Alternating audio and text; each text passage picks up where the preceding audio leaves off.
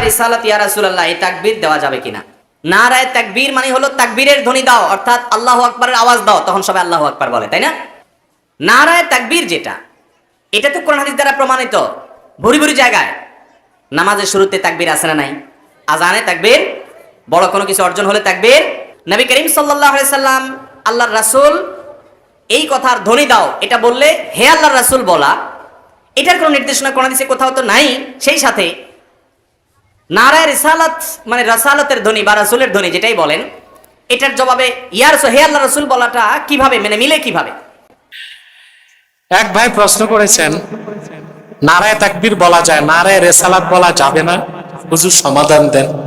দেখেন ভাই, নারা অর্থ স্লোগান, নারা অর্থ কি? তো নারায়ে তাকবীর মানে আল্লাহর বরত্বের স্লোগান, আমরা বলি আল্লাহু আকবার। তো নারায়ে রিসালাত মানে রিসালাতের স্লোগান, আমরা বলি ইয়া রাসূলুল্লাহ সাল্লাল্লাহু আলাইহি ওয়াসাল্লাম।